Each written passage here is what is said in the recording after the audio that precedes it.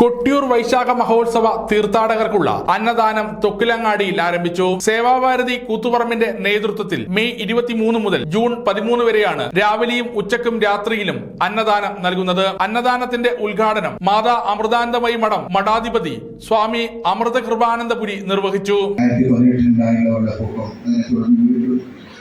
തുടർന്നുള്ള വർഷത്തിലും വെള്ളപ്പൊക്കം ഉണ്ടായി. അതിനുശേഷം ഉണ്ടായി കോവിഡ് ദുരന്തം. ഈ ദുരന്തങ്ങളൊക്കെ ഉണ്ടായിരുന്ന ഘട്ടത്തിൽ ഏറ്റവും കൂടുതൽ സജീവമായി സമൂഹത്തിൽ ഇറങ്ങി ഇതിൻ്റെ തിക്തഫലങ്ങൾ അനുഭവിക്കുന്നവർക്ക് വേണ്ടി സഹായങ്ങൾ ചെയ്തിട്ടുള്ള സംഘടന സേവാഭാരതിയാണെന്നതിൽ യാതൊരു സംശയവുമില്ല. ആദ്യത്തെ വെള്ളപ്പൊക്കത്തിൽ തന്നെ നമുക്കറിയാം 11ഓളം രക്ഷാപ്രവർത്തകരാണ് സേവാഭാരതിയുടെ സ്വന്തം ജീവൻ ബലിയർപ്പിച്ചത് എന്നുള്ളത്.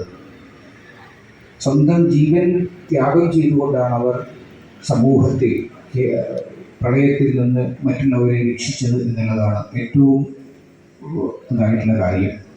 പക്ഷെ അതൊന്നും തന്നെ നമുക്കറിയാം, വലിയ വാർത്തയായിട്ട് തോണിയിൽ കയറാൻ വേണ്ടി ചുമര് കാണിച്ച ആൾക്ക് കൊടുത്ത ആ ഒരു പ്രാധാന്യം പോലും ജീവൻ ത്യജിച്ചവർക്ക് വേണ്ടി നൽകിയിട്ടില്ല എന്ന് നമുക്കറിയാം. റിട്ടയർഡ് ഹൈക്കോടതി ജസ്റ്റിസ് ജ്യോതീന്ദ്രനാഥ് KP അധ്യക്ഷത വഹിച്ചു. PS മോഹനൻ കൊട്ടിയൂർ മുഖ്യ പ്രഭാഷണം നടത്തി. രാഷ്ട്രീയ സ്വയം സേവ സംഘ് വിഭാഗ് സംഘചാലക് NCT രാജഗോപാൽ സേവാ സന്ദേശം നൽകി. ബീന മനോഹരൻ, AP പുരുഷോത്തമൻ, P രവീന്ദ്രൻ എന്നിവർ സംസാരിച്ചു. അഡ്വക്കേറ്റ് രാജേഷ് ഖന്ന സ്വാഗതവും CK സുരേഷ് ബാബു നന്ദിയും പറഞ്ഞു. തൊക്കിലങ്ങാടി രൂപീകരിച്ച സത്കർമ്മ കൂട്ടായ്മയാണ് സേവാഭാരതിക്ക് അന്നദാനം നൽകാനുള്ള സ്ഥലവും ഊട്ടുപുരിയും വിശ്രമ കേന്ദ്രവും ഒരുക്കി നൽകിയത്.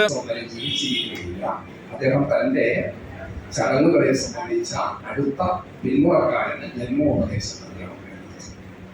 ഈ അപ്പട നിവേദ്യം സമാനമായ ഒന്ന് ലോകത്ത് മറ്റെവിടെയും ഇല്ലാത്തതാണ്.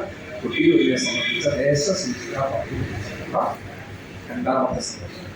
ഒന്ന് ഓടപ്പൂവാണ്, 2 അപ്പട നിവേദ്യം. ഇനിയൊന്ന് കൊട്ടിയൂരിൽ നടക്കുന്ന ഏറ്റവും മർമ്മപ്രധാനമായ ഒരു വിശേഷമായ ചടങ്ങാണ് ആലിംഗന പുഷ്പാഞ്ജലി. സമഗ്ര ന്യൂസ് പനൂർ.